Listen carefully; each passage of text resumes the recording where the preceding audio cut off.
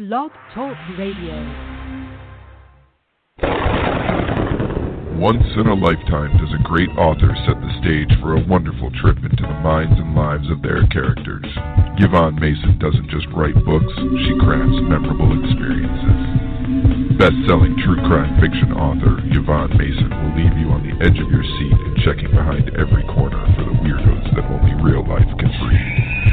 Find her books on Amazon.com and make sure you check out such titles like Dreamcatcher, Failure Was Never an Option, The Pink Canary, and Silent Scream today. Well, hello, ladies and gentlemen. This is Yvonne Mason, and this is Off the Chain. That was a piece of shameless promotion. Y'all know by now I do that. That was my ad man, Chris Dunham, and if you want an ad done, go on my Facebook page, look up Christopher Dunham, and contact him. He is absolutely amazing. He knows how to bring an ad alive. It is Thursday night, and I am so excited. Things have been happening like crazy around here, operating on about 48 hours of no sleep. So if I fumble for my words or I mispronounce things, just as y'all know, those of you that have listened to this show before, just laugh with me and go on, because when I get tired, I get stupid. So we'll just roll with that one. And as I'm prone to do every day, because I am a numbers person, I believe in numbers because numbers never lie. It's the person behind them, but numbers themselves do not lie. And I had a dream that we would do this show 5 years ago, and the dream became real in July of last year. We're not even a year old yet, ladies and gentlemen. July the 27th will be a year old. And I thought, well, if I get 5,000 listeners, I will have achieved something, because my guest will have been put out there. They will have been heard by people they haven't been heard by before, and it gives them exposure. Little did I realize, ladies and gentlemen, that when I started this show, it would take on its own life form, and that people would come to me and say, I want to be on your show. I want to be on your show. When can I be on your show? Ladies and gentlemen, I am booked up until the middle of September. I'm almost booked up for the end of September. I'm looking for guests for October, November, and December. And the beautiful thing is the success of the show is not because of me. It not at all. The success of the show is because of my guest and the ones that come on here and the ones that agree to come back more than once because they still haven't finished telling their story, which, as my guest and I were talking about before the show went live, this is a journey, and I'm having so much fun on this journey, and I hope my guests are. This morning, when I ran the numbers, just on this show alone, we're at 7,417 listeners. When you add that to all the podcasts that this show goes up on, we are at 16,703 listeners. We're only 4,000 listeners away from the 20,000. I'm in awe. I am humbled. I am proud. I am grateful, and I appreciate every guest I have, and I certainly appreciate all of the listeners, whether you listen to the live show, whether you listen to it in archives, whether you listen to it on a podcast as you're going down the road or sitting in a doctor's office or waiting on your child at school. I am so grateful for each and every one of you. You have no idea the journey and the dream that all of y'all have helped make real. And tonight we continue the journey. My guest tonight is I told y'all I can't talk. Author-Martha-Carr. She is the author of 9 books, including the Wallace Jones series, a 6-part thriller series that starts with the List conspiracy. Now, remember what I just said, a 6-part thriller series. We'll get into that in a little while. The entire series is available on Amazon and in Kindle Unlimited. She has written a weekly, nationally syndicated column on world affairs and life that has run on such political hotspots as theModerateVoice.com and Politicus.com. Her work has run regularly in such venerable publications as the Washington Post, the New York Times, USA Today, the Wall Street Journal, and the Chicago Tribune and Newsweek. This woman is absolutely amazing, and when we get into her story, y'all will just sit there and go, I can't believe it. No wonder she writes such wonderful, wonderful books. So without further ado, welcome, Martha. I am so glad you're on this show. Thank you, Yvonne. That's a really wonderful introduction. Thank you very much. Well, it's sincere because I was, as I am prone to do before my guests arrive, I do my homework on them. I was a bounty hunter before I moved to Florida, and so wow.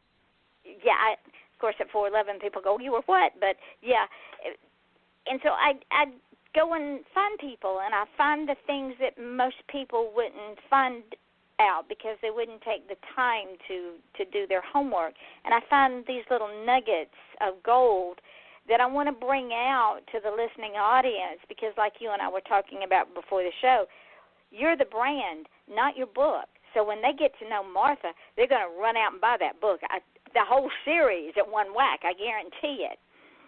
Thank you. You are welcome. So let's just start at the beginning. How did you get here? Well, I was born into an old Virginia family where they tell you who you're related to from the moment you can understand what they're saying. And that's my father's side of the family, and they were always telling me that I am Thomas Jefferson's great-great-great-great niece, named for his sister. So it kind of starts there where you're interested in politics.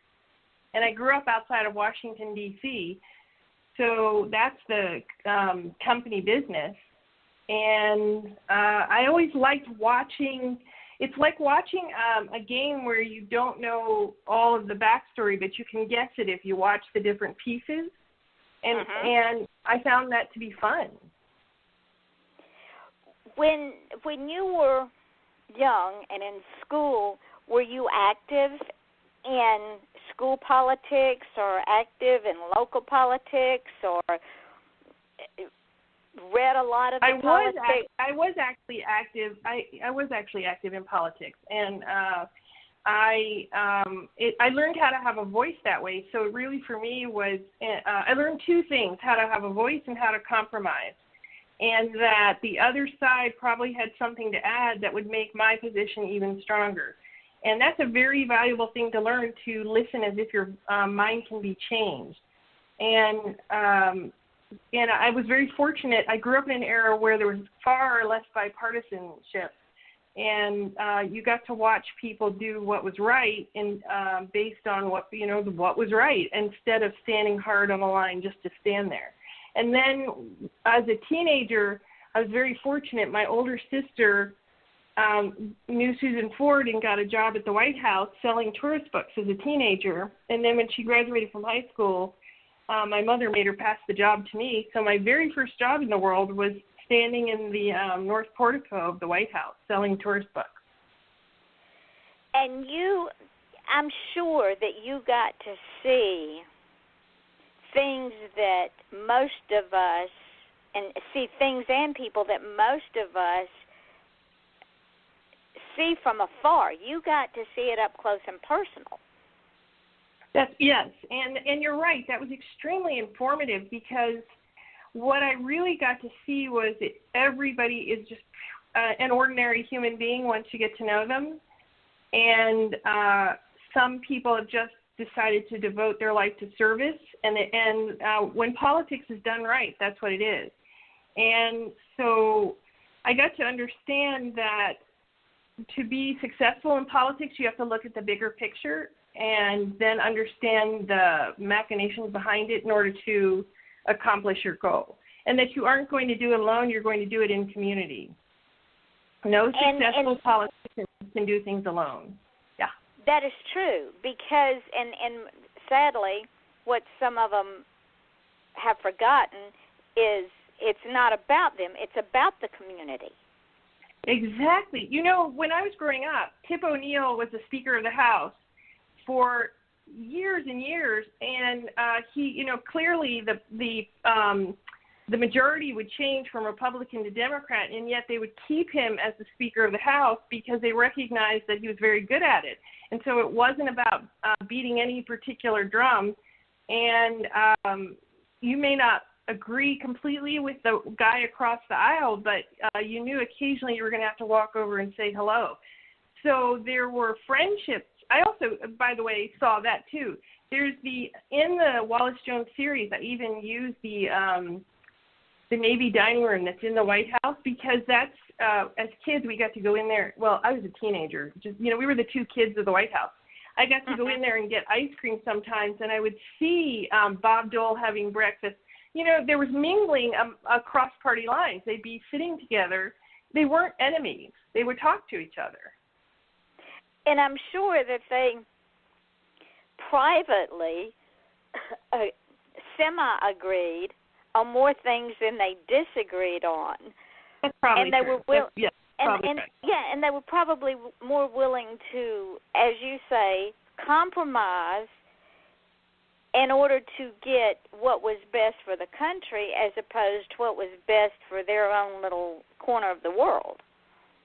Right. Well, they were very good at, the best politicians were very good at not losing sight of their absolute core value and knowing what to trade in order to accomplish that goal. I mean, Bob Dole, I think, represented Kansas, and he was extremely good at remembering what Kansas in particular needed, or any other politician. It's not like they lost sight of who elected them individually, but they didn't. They knew what they could accomplish and what they were going to have to let go of. And so there wasn't this absolute need to be right. It was more about how do I get this done so that we can move ahead. Instead of being a gridlock. Yes, instead of being a gridlock. Gridlock was not, it seems like gridlock now is something we've come to accept as a constant, and it really rarely happened in the past when I was growing up. And also, I grew up in Virginia, and I'd watched the Old Boy. I grew up inside the Old Boy Network, and I saw how efficiently it worked, and how if you were on the inside, it really did open doors, and if you were on the outside, it was just a little tougher. And I wanted to use that to start this series, and I just started to create a conspiracy on a low level, and then grew it out into a nice giant one, into an epic thriller. It's fun. Well, is that how you got involved in writing for all these wonderful publications? Well, I grew up in Alexandria, Virginia. So I saw the Washington Post as my local paper, and I'm not sure I understood that it was the Washington Post. And I was just so dying to be a journalist that I just started writing, and I got very fortunate that they started taking my pieces, and I became a stringer for them. And it was luck and desire and hard work and a willingness to take direction and not take editors personally. If you really, really want something and you'll go to any means necessary and you don't make it about you, I think you're going to get there. I mean, my degree is actually in psychology because I didn't know what to study, frankly. And I knew I wanted to be a writer, but no one in my family thought it was a good idea. So I was kind of a late bloomer in some ways. And then for me, writing became my voice.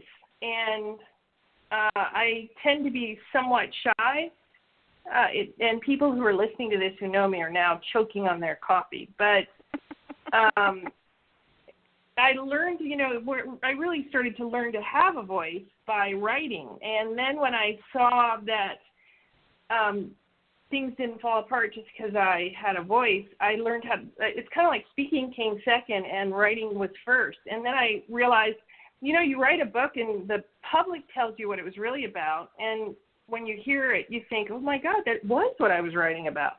And you learn things about yourself, and it kind of changes things forever.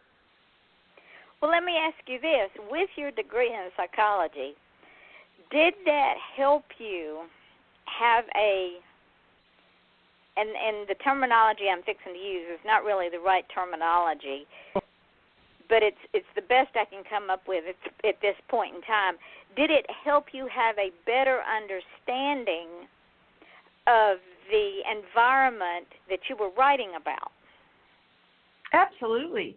And it made it, I think it makes, so I wrote 6 books. They're one long epic story. It's 500,000 words of a very twisted tale that uses a lot of current events that all the events in there actually happened, but so I gathered them from all over the world, and it gave me the chance to really twist around how people would behave in certain situations, not only to their detriment, but how people can actually rise to the occasion. And so I was also using this theme of community. When we come together, we've seen it before. We came together about South Africa and refused to allow investments that were in South Africa, and apartheid died without a single bullet being shot. And that's true. And yes, there were a lot of people who died during apartheid, but at the end of it, there was no war.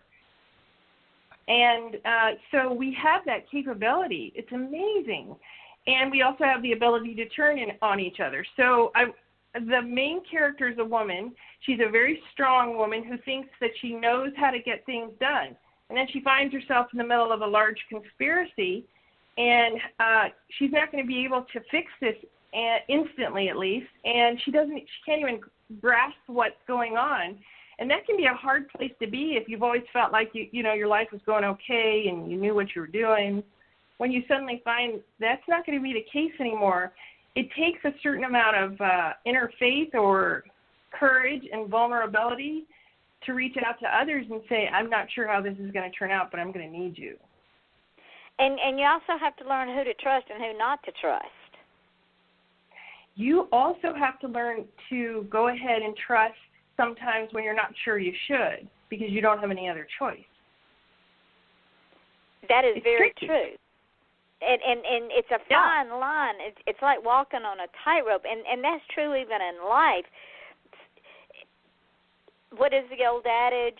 The enemy of your enemy is my friend. My enemy is my friend. Yes.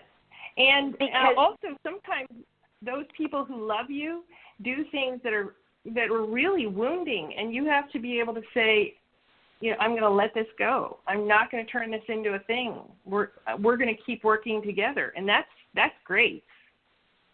And that is extremely true, Martha, because we as human beings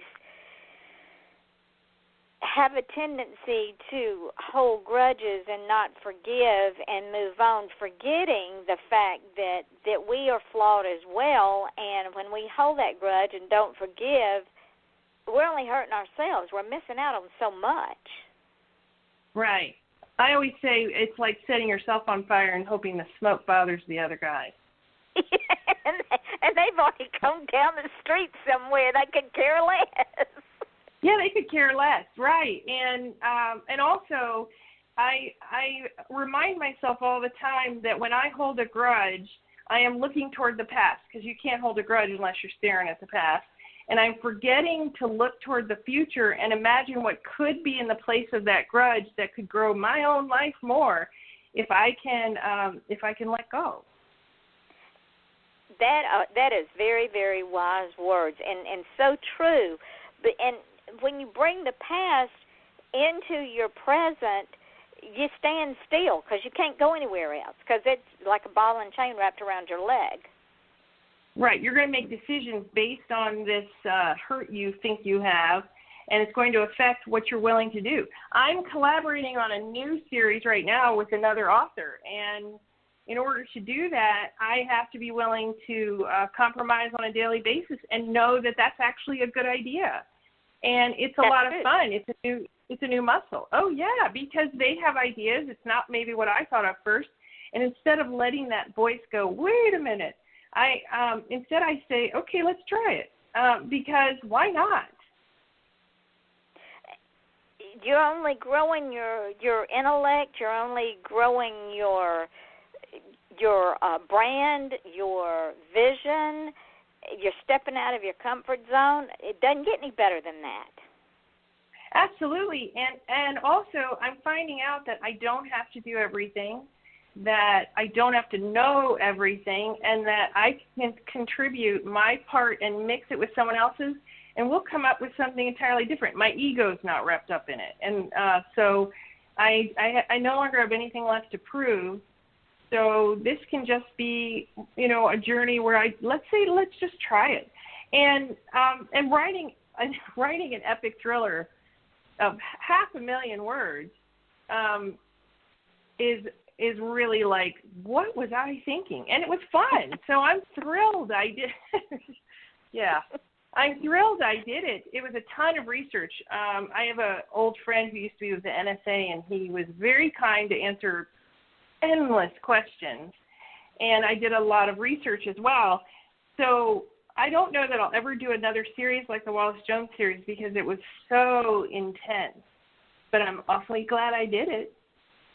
Well, and it took you to places that you might not have gone.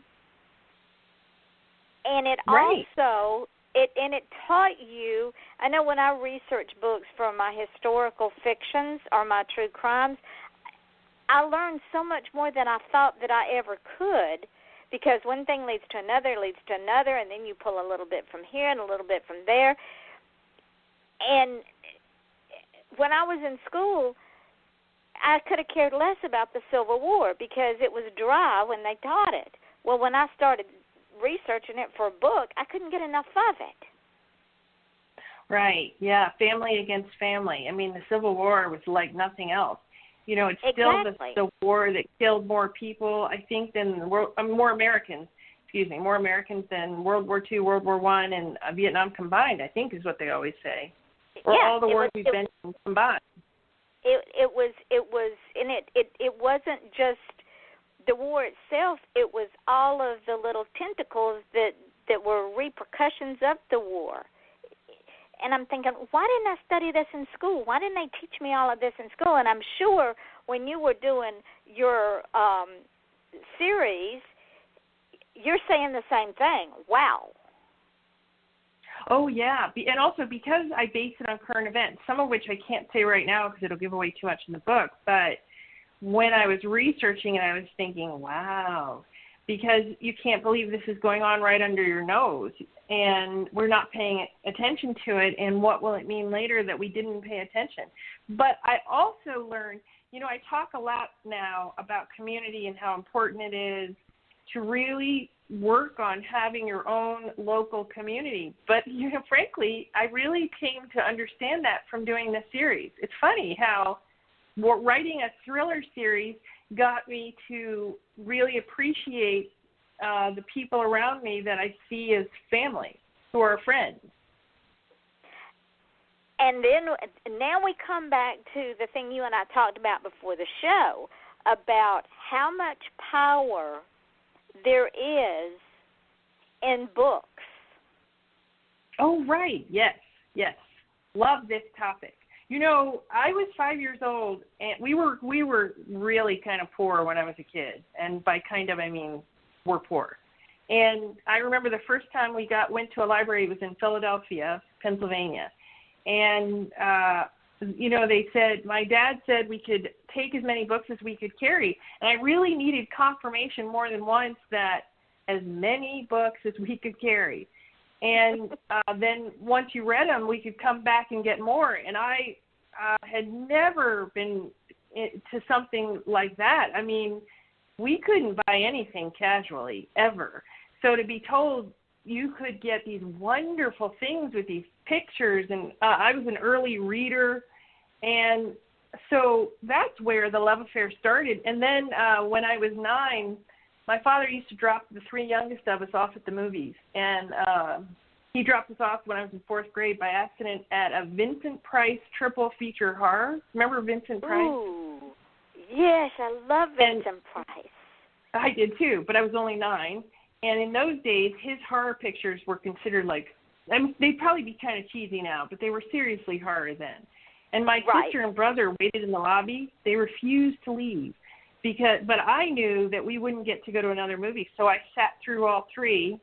And it was Halloween, and our teacher asked us to write a story on Halloween, and mine was full of everything I'd learned from Vincent Price. And so then my father was called in because they were worried that something had gone terribly wrong with me. He had to explain that he let his 9-year-old sit through a Vincent Price triple horror feature. And so the writer was born. I was sitting there writing a horror thriller, and to this day, I think it was pretty good. Well, and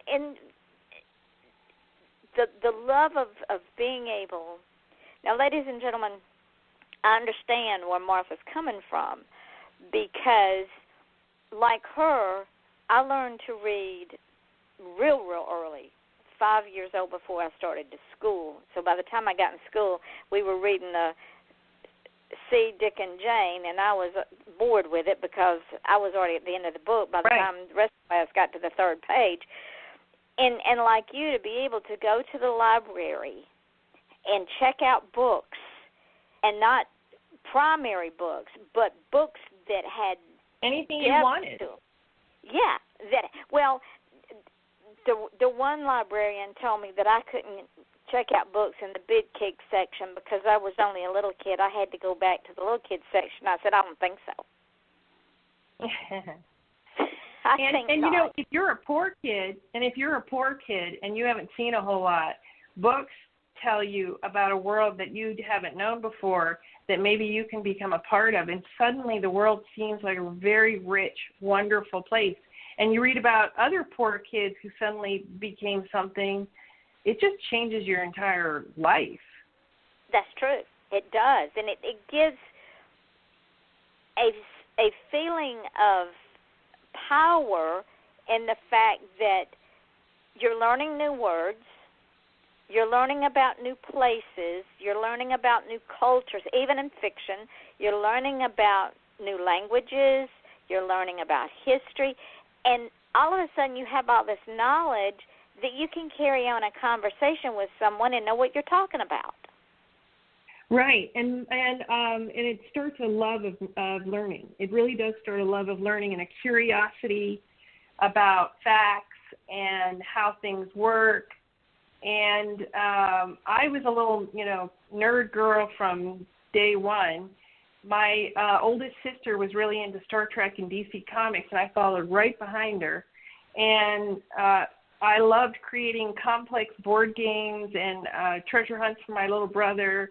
And the reading just played right into it. And my father was such a big fan of books that my mother would tell him, you cannot buy another book. And he'd sneak them in his sleeves. And so books were piled everywhere. And she knew he was doing it too. Books were piled everywhere. And so there was this understanding that the world was a friendly, welcoming place with a lot of cool things going on that you could choose from. You just had to get out there and try. And most of my family thought being a writer was kind of a dumb idea because you'd end up penniless. But I had this one cousin, Virginia Stabney, who won a Pulitzer, and he took one of his books and wrote to a great writer before I'd written anything. And he knew, as the patriarch of the whole clan, that they would back off if he did that. And so I just decided I was going to keep going until I got there. I was just going to keep writing. And it really, for me, gave me a voice more than anything. It gave me, and when people, I would write things for the Washington Post, and people would send in emails by the hundreds. And when you realize that you write something that really comes from your heart, and other people's hearts open up and they see things differently, I mean, what more can you say? It's power. Because not only in the most wonderful way. Yes, because not only have you imparted your knowledge and your opinions and your feelings, but you've embraced other people's.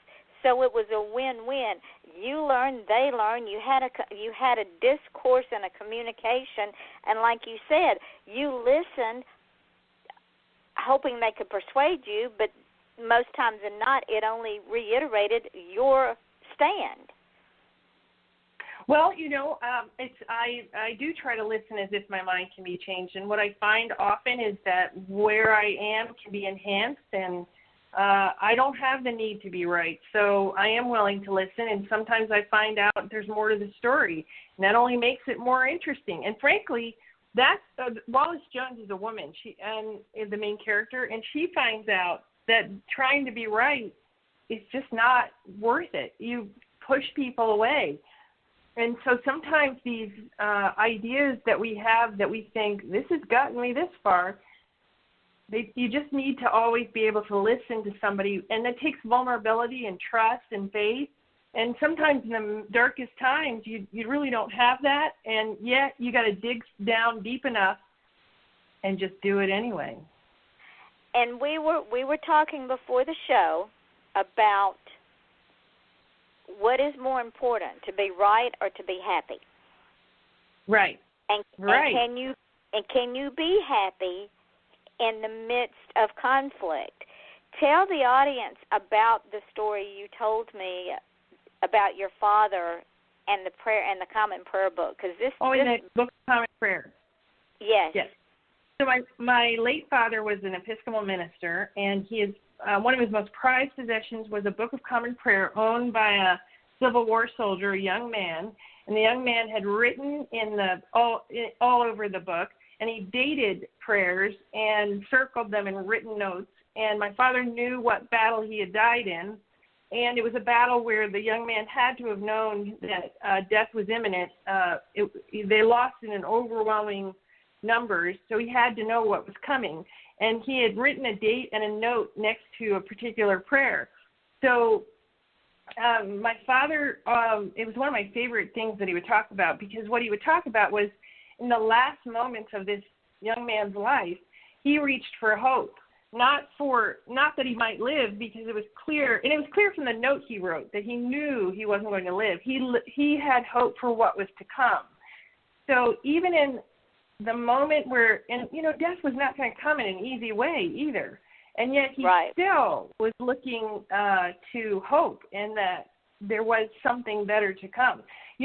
Also, by the way, 7 years ago, I was told I had terminal cancer. I was given a year to live, and they said I had a 1% chance, and I was not expecting them to say that at all.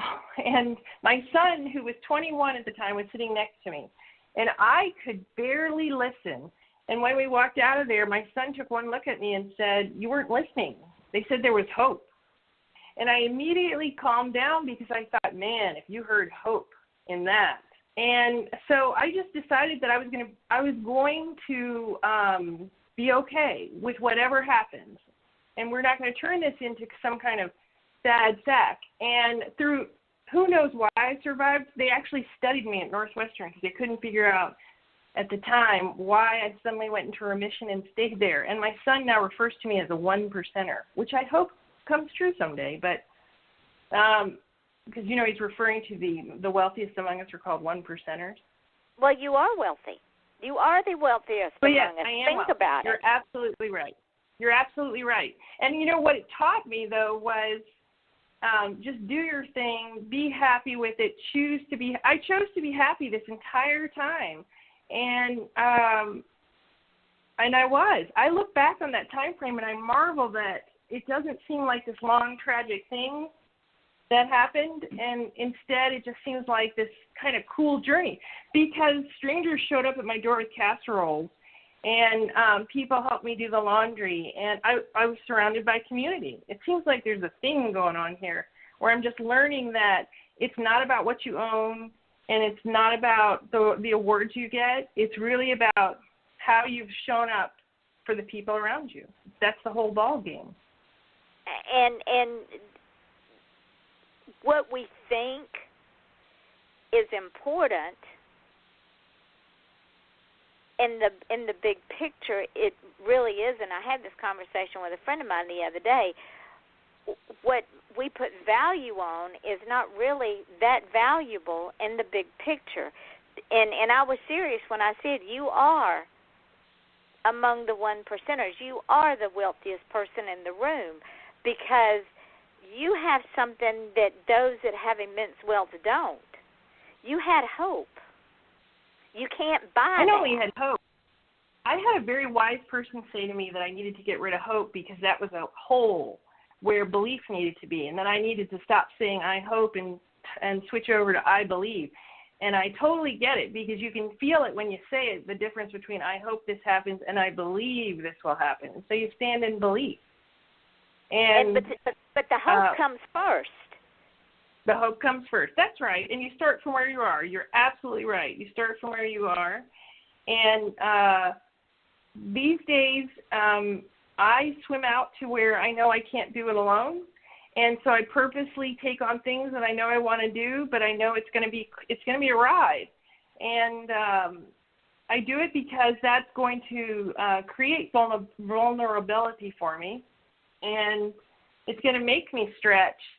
You know, at some point, this life will end. And the cool thing was when they still thought that I was going pretty quickly, I had the opportunity to kind of look around. It's amazing how you calm down. Uh-huh. And I realized that I hadn't done everything I wanted to, but I was on the path I wanted to be on, and I was okay with it. So I'm just going to do everything that I possibly can, love the people around me, and have a good time. And that's it. And I hope that if people read the series, and I hope people do read it. Let's say I believe people will read it. There you go. And that they have there you go. I hope they have a good time and really like these people and root for them. And also that, you feel that I loved DC Comics as a kid, because those were the comics that women and children first, they never harmed another human being. And that was kind of a code among all of the superheroes. And they had honor and integrity, and you rooted for them. You wanted it to turn out well. And I guess that's always kind of a thing with me still. Well, with your series, from what I can gather, all of that dynamic is in that series. Right. And from what I can gather, Absolutely. Your character has to come to terms with, am I going to be happy at the state that I am in, or am I going to throw up my hands and wail and moan and groan and bitch and gripe and complain and be miserable? Yes. And am I going to forgive those around me who weren't as forthcoming maybe as they could have been?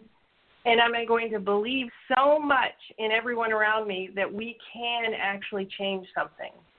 Can I do that? Can I let go of things are so bad, I don't know, and just do it? And we could also say on the backside of that statement that the change begins from within. Absolutely. Because we can't change the world, we can't change other people, we can't even change their attitude. All we can do is change how we feel about things.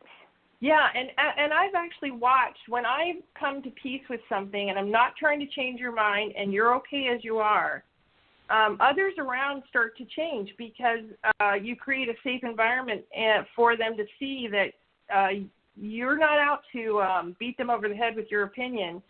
You've just found this place of peace, and it just seems to create a safe place for others to join you. So it really is a weird wave that rolls out. And they don't have to feel like they're on guard, that they're going to rip their throat out or demean them because they think differently or act differently. Right. You come to a meeting of the minds, maybe, is a good word. Well, I think it's another way to say it, too, is you start to say, we're together, but we're different, and that's okay. Instead of, I'm right, you're wrong.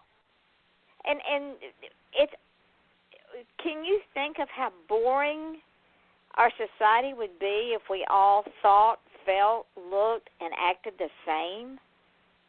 Right. Yeah. It's a lot of fun to get to know what somebody else is doing. And even when I don't necessarily want to do it myself, it's still kind of fun to hear about what somebody else is doing. It's just like, that's why I like reading.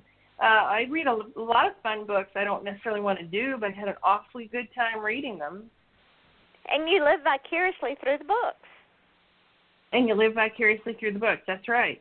And the same thing with a writer, though, too. We get to live vicariously through these stories we come up with. We don't necessarily want to be involved in a conspiracy ourselves. Oh, yes, we do. Or taste, sometimes or almost run off the bridge. Yes. My mother, bless her heart, she's an invalid now. She's 87. She can't get out. So she travels the world through her books. Yeah, absolutely. And I've heard people speak who really were afraid that they were unique, that nobody else was like them. And through books, they learned that that wasn't the case at all, and it changed everything for them. Books are so powerful. They said that the invention of the printing press was the most important invention of the last millennia, because instead of, used to be that you had a king who would pass out the information, so you didn't know anything other than what this one person said. And all of a sudden there's a printing press, and you could disseminate information, and everything changed. Thomas Jefferson said he'd rather have a free press than a free government. And I understand what he was saying was, as long as people get the chance to decide for themselves because they have all the facts, we have a shot. And that is so true. Because, yes. and think about this too, Martha. The printing press was invented by a dreamer.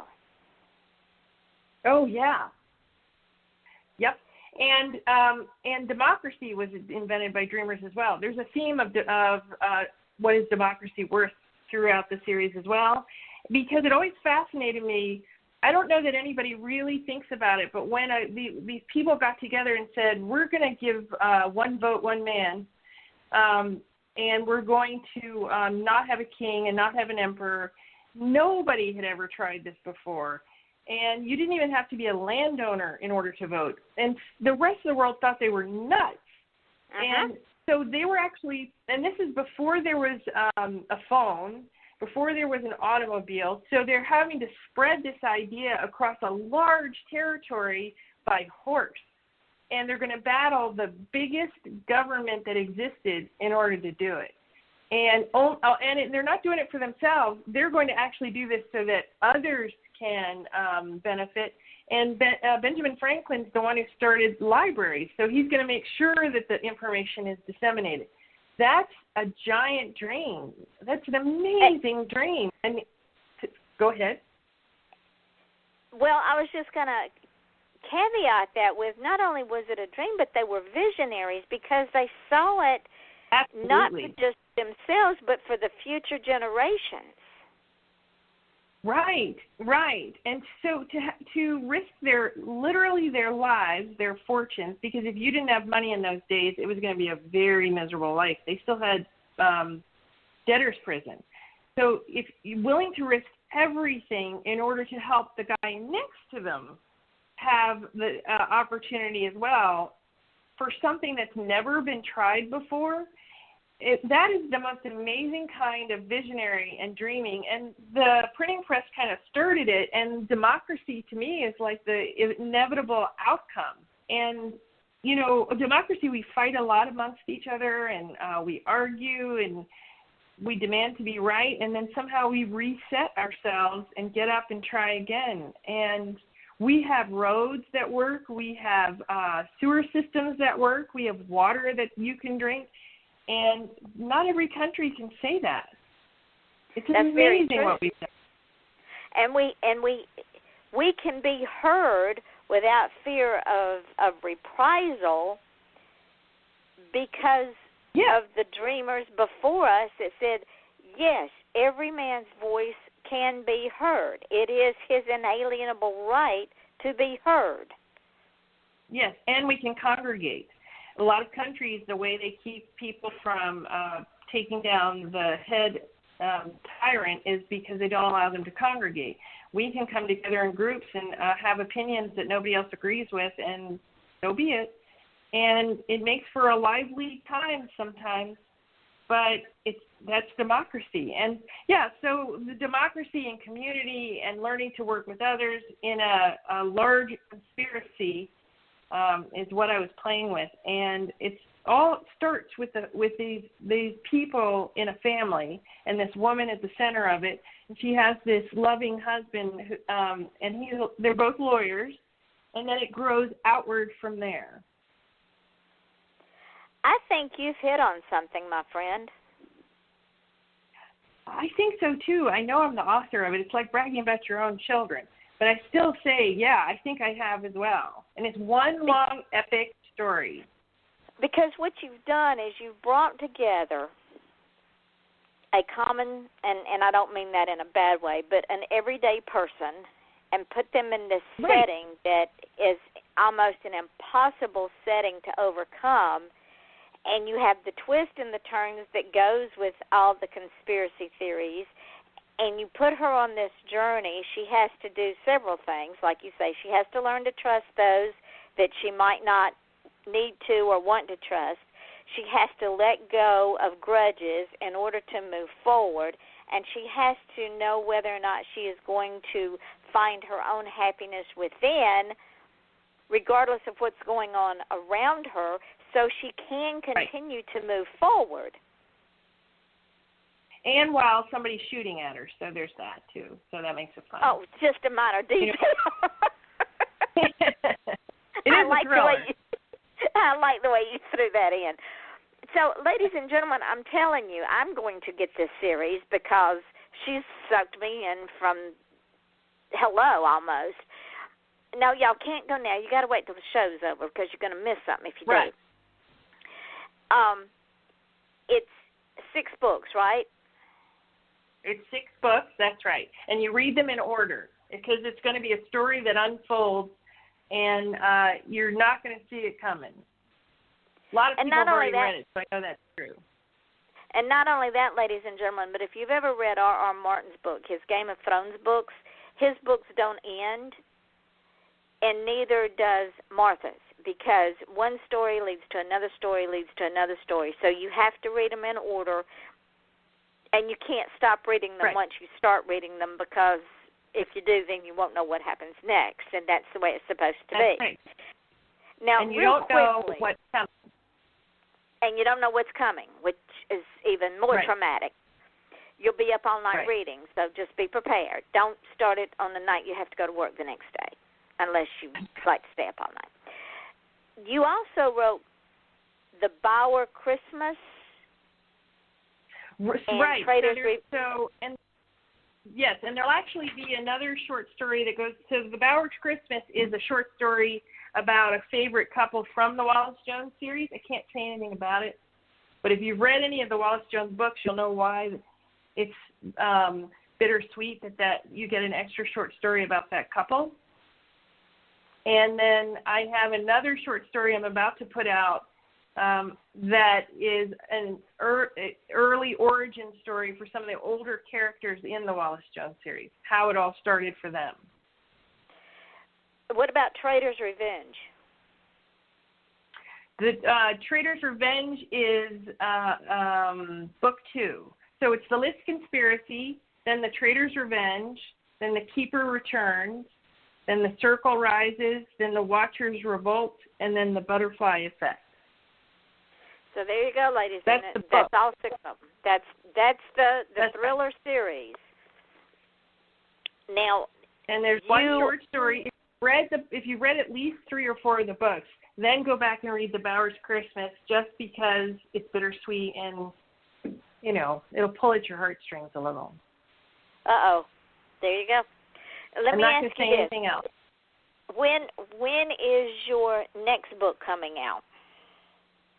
So I'm collaborating with Michael Anderle, who has been very successful in doing a universe, but we're creating a brand new universe, and I'm taking a right turn because he asked me to, and I thought, what fun. And we're doing urban fantasy, and I'm bringing my style of writing to it and his style, and we've created this new universe called Orsarin, and that will be out in July, the first, and we'll bring them out kind of rapidly at first. And we're having so much fun because Michael wanted to do something. He invented the Cartharian Gambit series that now has 15 authors who write in this universe. And wow. So we wanted to do it. I know, and it's very successful. And he wanted to do it again, and I'm co-creating with him. But we're making the website a destination. So we've had artists doing pieces that aren't for the covers, that will only be on the website to illustrate what's in the books. We already have 4 authors who will be joining us in the universe right after us. And we're looking for music to add to the website as well. So it's called The Prophecies of Author-Martha-Carr. And I am having so much fun. Can I give you a name of someone? Oh, absolutely. Yeah. His name is Dan. Absolutely. Sure. His name is Dan Hollyfield. He is on my friends list. Okay. And he creates music that will just blow you away. Awesome. Well, that's awesome. That's how we have found artists who are really blowing me away because somebody said, hey, you should check out. And so that's how we found Fat Puppy, who's doing the covers for us. Someone recommended them. And then we found Andreas Roca, who speaks 4 languages, who is doing epic battle scene paintings for us that will be on the website. So I've gone from doing the 6-book epic thriller series to an entire universe with a lot of other people, and I'm having the time of my life. Well, check out Dan. If you will go on my archives and Blog Talk Radio and pull up the first Sunday night Rockin' the Chain, his music is one of the musicians that I highlighted that night. Okay. Definitely. And he is I've written it down. Amazing. Yeah, and get in contact with him because his music is just, I can't describe it. It is just okay, and I will tell him you sent me in his direction. Absolutely. Now, I don't know. I want you to come back because I want to bring you back. Like I think I've got an open in September. I'll look when we get off the phone here. Okay. And see if Michael will come back with you, and we'll talk about this new urban fantasy. Absolutely. Great. That would be perfect. We would love to. Yes, and we can't wait to introduce people to the Author-Martha-Carr universe. And you will enjoy this because we took history and kind of bent it using an alternative history that some people believe actually happened. And we've been having quite a lot of fun with it and introduced magic. And I really think we're on to something. So Michael Anderle and I would love to come back and talk about, by September, we'll probably also have a couple books out by a couple other authors in this universe. So readers will get the chance to really explore a world from different angles, different stories, all based on this one. And the theme of this series is, Can You Handle the Truth? So much fun. Oh. Well, as soon as we close the show and I get off of here, I'll check my calendar and I'll send you a couple of dates and get you to get with Michael and see if those are whichever dates are good for both of you. And I'll bring y'all back. Absolutely. And we'll spend the whole show talking about this because I'm already fascinated. It will blow your mind what we've been doing to create a new kind of way of bringing artists together and authors and musicians to create literally an entire universe where a lot of talented authors will be taking different parts of the story and it all interconnects in some way. It's so much fun. And it's called The Prophecies of Author-Martha-Carr, Oriceran. And in July, you'll see it out on Amazon and in Kindle Unlimited. Sweet. Well, now we really are going to run out of time. And before we run out of time, tell these wonderful folks where you can be found because I know you're going to start getting a lot of hits. Thank you. You can find the entire series, the Wallace Jones series, on Amazon and on Kindle Unlimited. And you can find out more about me at martha-carr.com. You can find out more about my background and how to get to be part of the newsletter because we will be offering specials when the books start coming out for people in the newsletter, and you will get the news first. And the Wallace Jones series, let me know what you think of it. I love hearing from readers. That's the best part. and I answer everybody. Well, ladies and gentlemen, you heard it first here. I'm going to bring Martha and Michael back, and hopefully in September, and we'll get to listen about the whole new urban fantasy thing. Go and get her works. I'm telling you, I know I'm going to. Now, tomorrow night, my guest will be Ronnie Allen. I can't wait to talk to her. She is very, very interesting. And we will be live tomorrow night at 8 o'clock Eastern Daylight Time, just like we are tonight. Saturday night, I'm going to take the night off, and then we'll be back on Wednesday night with a whole new slew of guests. And as you all know, when I get ready to close the show, and Martha, don't hang up when the show goes dark because I got some instructions for you. But before that, I want to thank you so very much for spending an hour with me. I've learned a lot. I've had a ball. This hour went by way too fast.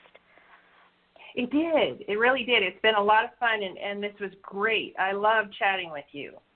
Thank you, darling. Now, ladies and gentlemen, if we've talked about dreams, we've talked about being happy, we've talked about visionaries, and you all know, those of you who've listened to the show from the beginning, you understand that I am a visionary, I am a dreamer.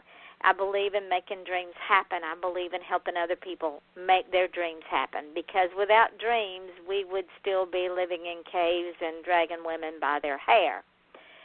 So what I say is this. If you want to achieve success, stop asking permission. If you want to be special, don't just feel special, be special. And if you remember this, your smile is your logo. Your personality is your business card. How you leave others feeling after having an experience with you, ladies and gentlemen, becomes your trademark. I see that every day of the world. And I hope and pray and believe that every guest that leaves from this show has my trademark on a positive note. I hope when I leave you with this show that you have my trademark, which is on a positive note, because I believe that we are all successful, and I believe with all of my heart that we are responsible for other success. That is what helps make us successful. So if you have a child, a spouse, a significant other, or even yourself, or a friend, and you all have a dream, help each other to make that dream real. Help each other to be successful. And whatever you do, ladies and gentlemen, do not deny that child his dream. Because even if he doesn't fulfill the specific dream, he did not fail. He succeeded because he went out and tried. He who does nothing fails. He who tries succeeds, because by trying that dream may lead to another dream, which is where he's really supposed to be. I believe that with all of my heart. Little did Martha know that when she sold those tourist books at the White House, that she would learn so much and be where she is today. Little did Martha know that she would write for the Washington Post or USA Today, which are all prestigious publications. So, ladies and gentlemen, right. It's not the destination, it's the journey. And it's the happiness that we find within. That is what we want to leave for the future. So encourage your children to fulfill their dreams, whatever that dream is, because you will be successful just like they will be successful. So remember this, tomorrow night, 8 o'clock Eastern Daylight Time, be here with me and my guest, Ronnie Allen. We will be bringing Martha back, I promise, because now she's got my interest piqued. I can't wait to spend a whole hour with her and Michael. It'll be so much fun. So be prepared to come back and listen to Martha as she joins us again. And until tomorrow night, be happy. Remember, it comes from within. Love yourself, love each other, and make your dreams real, because you are the only one that can. Do not allow anyone to steal your dream. Don't give them permission. So until then, this is Yvonne Mason with Off the Chain. We say good night. Just hang on a minute, Martha. Okay. Okay. We're offline. Thank you. Anything we say now will go up into the archives, so it will be heard. But I wanted to let you know that when this show goes up into archives, I will post it on the Facebook page, and I'm going to tag you in it. And then I want you to take it and use it wherever you want to use it to promote yourself. You're welcome. And it gets better than that. Tomorrow, when I put this show up on all the podcasts, I put it up on Podcast Garden, Spreaker, Mixcloud, and SoundCloud. I will tag you. I will post the links up on my page and tag you. So you've got 6 different places that I will tag you on so you can use that. It also goes up on iTunes. It goes up on Stitcher. It goes up on FM.com, TuneIn Radio, and YouTube. So you will be heard in over 63 countries. Wow. Yes. Well, that was something I'm thrilled. I'm thrilled. I had a blast regardless, but that makes it all the sweeter. Well, it is my gift to you, my dear friend. Because I look forward to. Yeah. Go ahead. It makes me happy to see y'all succeed. Thank you. And I'm really thrilled to hear how well your podcast is doing, and I look forward to us coming back together and talking about how much better yours is doing and how much better this is doing. It's going to be so much fun to just watch us both grow and grow and grow. It is. And I feel very confident. I believe that before the end of the year, this show will reach 20,000 listeners, including all the podcasts. That is cool. And it's all because of y'all. I believe you're absolutely right. I think that is so cool. And I think what Michael and I are doing is going to become the wave of the future, and it's going to replace traditional publishing. I don't doubt it a bit. And the thing is, Martha, is we as indie authors, we have the luxury of exploring the impossible. Yes. He's found a way for indie authors to take the best of traditional publishing and the best of indie and combine it. Exactly. Oh, this is going to be cool. Fun. This is going to be so much fun. So, my dear, I will get off from here, and I will send you some dates and get with Michael, and then let me know. I'll hold those dates open until I get a confirmation from you of which date you guys want. Okay. And we will just have a blast. We will, and we'll be able to talk about. So this will be visual as well as reading. I mean, there'll be by the time we talk in September, there will be so much for the readers to go and explore. Exactly. So it's perfect timing. Yeah, and I'll check out Dan Hollyfield too. Okay, and I am so glad that you brought it up because now we've teased the audience. They're going to be bugging me, going, "When are you putting them on? When are you putting them on?" Just be patient, people.